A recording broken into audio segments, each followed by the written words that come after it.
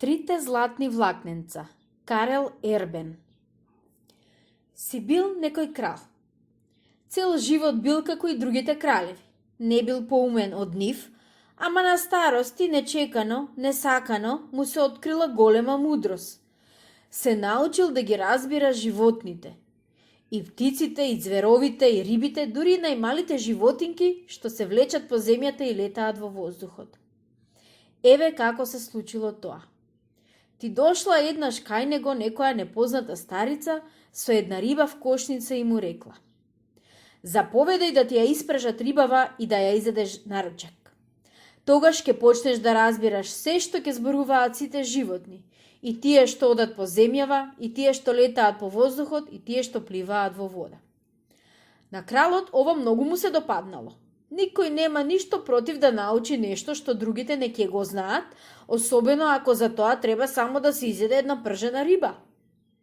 Кралот богато ја наградил бабата, го викнал својот сакан слуга Иржих и му наредил да ја приготви рибата за ручек. Само пази, рекол кралот, нема да си каснал макар и малку од рибава, зашто ќе ти летне после главата. И ова ми било риба, си помислил Ирбих разгледувајќи ја. Повеќе личи на змија одошто на риба. Што сака нека биде ќе касна малку од неа. Нема готвач на светот што би издржал да не проба од тоа што ќе го приготви. И кога рибата била готова, штипнал малце од неа и го изал. Веднаш слушнал некакви тенки гласчиња како му звониле на душите. Иржих, Иржих, пресечи ни и на нас, те молиме малчичко. Се свртил настрана, гледа во кујната нема никого. Само муви летале над пражената риба и брмчеле. Иржих, Иржих, малчичко. Од кај дворот долетал писклив глас како на виолина. Каде вие? Каде вие? Кај воденичарот на јачменче, кај воденичарот на јачменче, одговориле гласови потивко. Иржих погледнал низ прозорот и видел еден бел гусан и цело јато гуски. Така значи, си рекол, нема што, убава риба. Сега веќе беше разбрал дека кралот му забранил да го проба јадењето и голтајќи за секој случај уште неколку парчиња, како ништо да не бидел, му ја однел рибата на кралот. Откако се најал, кралот заповедал да му го оседлаат конјот и го зел Иржиха со себе на прошетка. Кралот јавнал напред, а Иржих како што е ред назад. Патем така минувале низ една широка зелена ливада. Конјот на Иржиха заиграл и заражал. Опа, братче, колку ми е лесно и весело да го носам својот јавеч. И планина чинам би прескочил. И јас би прескочил, одговорил конјот на кралот, ако мојот старец можеше да се држи во седлово. Вака, ако скокнам, отиде тој на земја, а може и вратот да си го скрши. Пушти го, нека го скрши, рекол конјот на Иржиха. Место стар ќе носиш на себе млад. Слушајќи го тој разговор, Иржих не можел да се додржи и се насмеал тивко. А кралот, кој исто така разбрал од збор до збор што рекле коњите, го погледнал Иржиха и го прашал. Зошто се насмеа? Така, честити царе, се сетив нешто, му одговорил. Но кралот не му верувал. Го шфркнал налутено својот конј и се вратил назад во дворецот. Се вратил, седнал на маса и му наредил на Иржиха. Донеси ми една чаша вино, само внимавај да биде полна до врв. Ако не е токму полна, ќе те казнам, а ако прелие, пак ќе те казнам. Ја зел Иржих стомната со вино и почнал да налева. За тоа време низ отворениот прозорец влетала една птичка. Во клунот држала 3 златни влакненца. Веднаш по неа долетала друга птичка, пиштејки на цел глас. Дај ми ги, мои се, не се твои, туку мои, јас прва ги подигнав од земја. Но јас прво забележав како паднаа на земја кога принцесата Златокоца ги шешлаше своите златни кадри. Дај ми макар двечки, не ти давам ниту едно. Се карале птичките па се испотепале. Едната дај ми, другата не ти давам. Зафрчеле пердови, дури на крајот двете птички не зеле по едно влакненце, а третото паднало на подот. Паднало и задзвонило како чисто злато. Иржих се свртел и ја преторил чашата. Готов си, му викнал кралот, кој за цело време го погледнувал подоко. Утре рано во мугрите ќе те обесат. Ах, честити царе, извикал Иржих. Зар досега не ве служев честно и верно? Кралот се замислил. Ти сакаш да бидеш поумен од својот господар, Иржих, му рекол, а тоа е таква дрскост заради која е помалку да те обесат. Но нека ти биде, станува и оди побараја принцезата Златокоса и доведи ми ја во дворецов. Ке ми стане жена и кралица, а тебе ке те помилувам. Иржих премалил од страв. Да ја доведам во дворецов принцезата Златокоса? Каде живее таа? Јас за таква не сум ни чул. Кралот ги намрштил вегите. Не се обидуве да ми измамуваш по втор пат, Иржих. По очите те познавам дека ти ништо полошо не ги разбра птичкине од мене. Што ќе прави кутриот Иржих, го приготвил коњот, натокмил јадење и едно кесе пари и тргнал кај што му гледале очи. Дошол во една темна шума. Гледа, крај шумата гори еден даб. Изгледа коњарите случајно го запалиле. Под еден друг даб веднаш до овој што горел голем мравјалник. Гори дабот и искри фрла во мравјалникот. Се растрчале пустите мравки, се исплашиле јајцата од мравјалникот, ги вадат, се спасуваат. Помогни ни, Иржих, помогни ни, повикале мравките, зашто и ние и децата наши живи ќе изгориме. Скокнал Иржих од коњот и брзо со нозе го запретал огинот. Ти благодари ме, Иржих, му рекле мравките. Цел живот не задолжи. Ако ти затреба некогаш нашата помош, помисли само на нас, ние нема да задоцниме. Иржих се насмеал. Добро, им рекол, ако не можам да се справам без мравешка помош, ќе ве помогнам. Ќе ве повикам. И си заминал. Одел така, одел низ шумата и застанал до една висока елка. Гледа на врвот чавкино гнездо, а долу во корењето две чавчиња пиштат. Помогни ни, Иржих, одлетаа нашите родители по храна и 2 дена веќе ги нема. Не знаеме да летаме од гладост, ке умреме. Без да мисли многу, ја одврзал торбата со јадење и им ја фрлил на чавчињата. Ти благодари ме, Иржих, весело загракале чавчињата. Ако ти даде некоја мака, само помисли си на нас. Ами како, се насмеал Иржих и одјевал понатаму. Ја минал сета шума, дојавал до брегот на едно големо море. Крај брегот двајца рибари луто се спречкале за нешто и се караат. Фатиле златна рибка и никако да се погодат околу делбата. Рибава е моја, велел едниот, зашто ја фативме во мојата мрежа. Во твојата мрежа ја фативме, ама во моето кајче се возевме, веле вториот. Чие е кајчето, негов е и ловот. Слушај, рекол првиот, ајде да се договориме, оваа нека биде моја, а втората што ќе ја фатиме ќе биде твоја. Гледај го ти што бил умен, извикал вториот рибал. Ти почекај дори да фатиме друга, а оваа нека биде моја. Еј, добри луѓе, им викнал Иржих, јас ќе ве погодам. Продајте ми ја рибава, а парите делете си ги надве. Добро ќе ви платам. И им ги дал сите пари на рибарите што ги имал во кесето. Рибарите многу се израдувале, а Иржих ја зел рибката и се порадувал и ја пуштил во морето. Рибката весело плеснала со опашката и му рекла на Иржиха на својот рибешки јазик. Ти благодарам, Иржих. Ако некогаш ти потреба мојава помош, само сети се за мене, ке ти се отплатам за твојата услуга. И се загубила во брановите. А Иржих останал да стои на брегот без да знае на која страна да појде, лево или десно. Каде си тргнал, пријателе? Го прашале рибарите. Каде сум тргнал? Си рекол Иржих. Тргнал сум по невеста за нашиот стар крал. Ми заповеда да му ја одведам принцезата Златокоса, а јас ниту знам каде е, ниту каде живее. Ние знаеме, рекле рибарите, живее на едно далечно острово во Кристален дворец. Таа му е саканица на тамошниот крал незиниот татко. Секој ден во зорите си ги чешла косите и од тоа чиниш злато се разлева по небото и морето. Ако сакаш, ние ќе те одвеземе таму, зашто ти Богото не награди за рибата и не помери. Само внимавај да не те измамат во дворецот. Кралот има 12 керки, сите убавици. Некоја со црна коса, некоја жолтокоса, некоја сребренокоса, но златокоса има само една. Седнал Иржих на кајчето и рибарите го одвезле на далечното острово. Слегол на брегот и тргнал право во кристалниот дворец. Дошол, се поклонил и ја побарал златокосата за својот господар.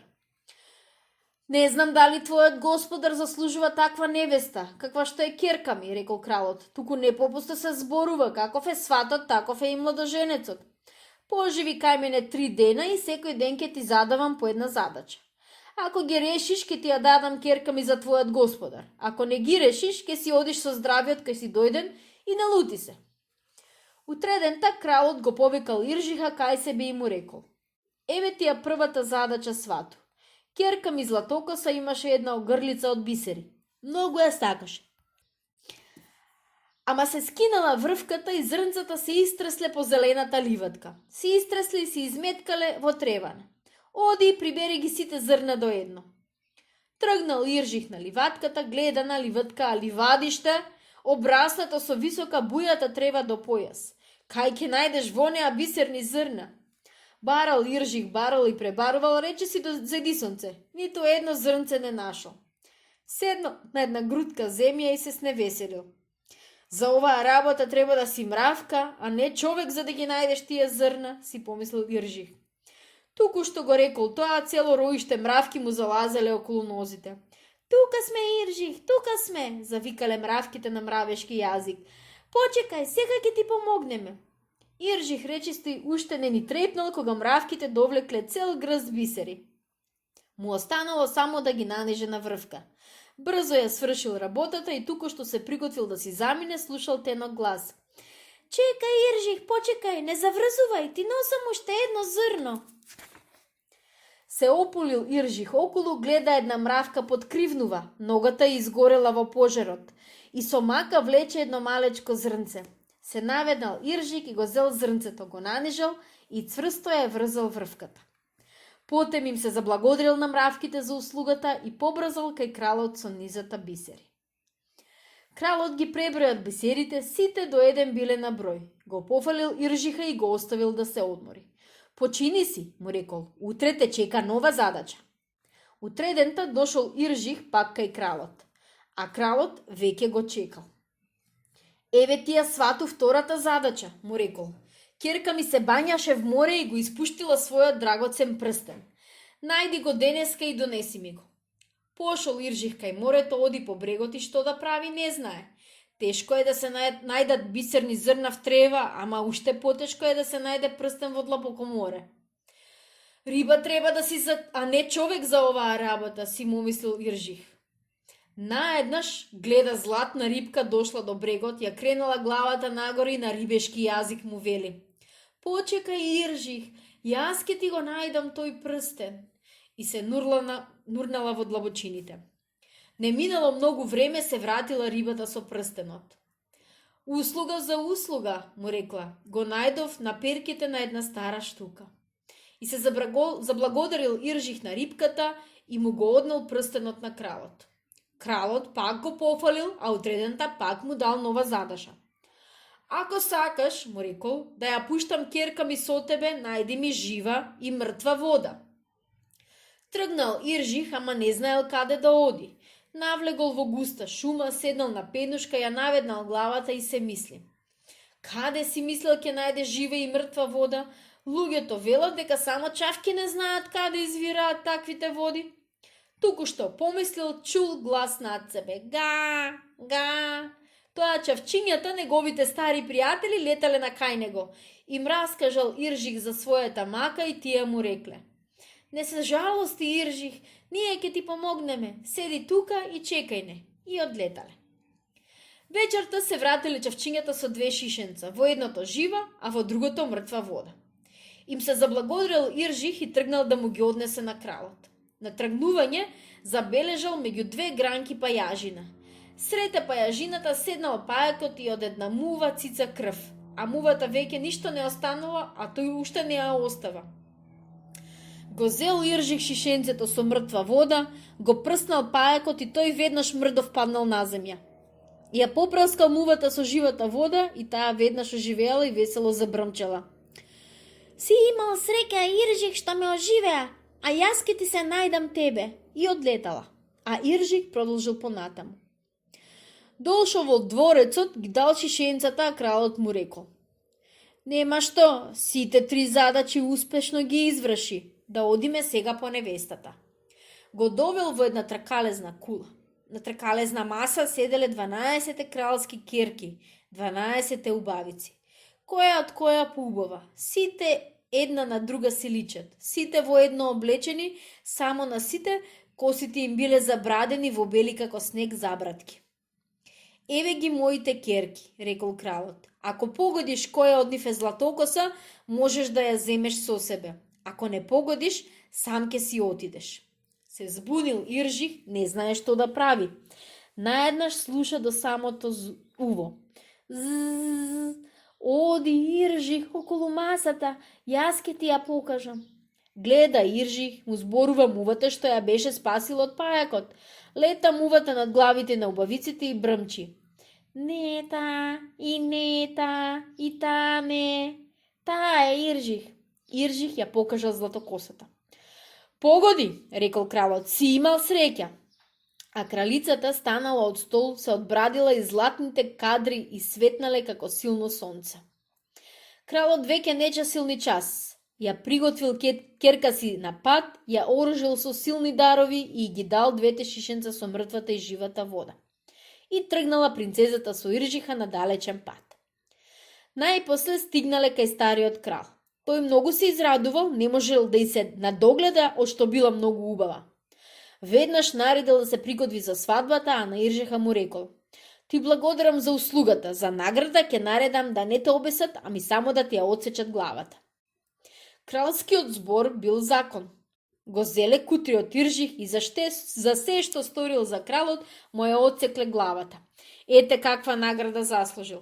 Со тоа можеби сета работа ќе свршила ако златокосата не се расплакала и не го замолила кралот да и дозволи да го закопа таа Иржиха. Кралот не можел да ја откаже на својата невеста. Ја зела златокосата главата на Иржих, ја составила со трупот и ја попрскала со мртвата вода. Телото и главата веднаш зараснале така цврсто, дури ни белек не останало. Лежал мртвиот Иржих како да спие и дури уште помлад и поубав од порано. Тогаш кралицата го зела другото шишенце и го попрскала Иржиха со живата вода. Крвта веднаш протекла по неговите жили и срцето му затупкало.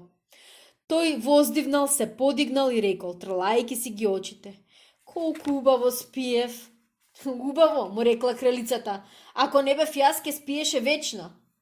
Видел стариот крал што станало со Иржих и му се посакало и тој да се подмлади и проубаво.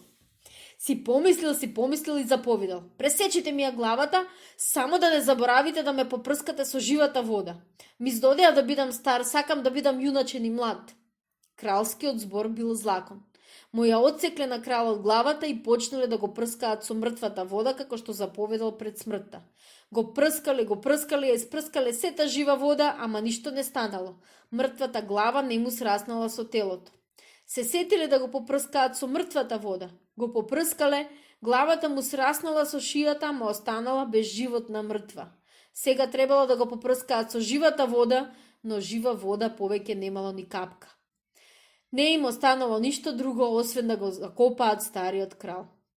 По закопот се замислиле кого да го стават на негово место и решили да го одберат најумниот човек.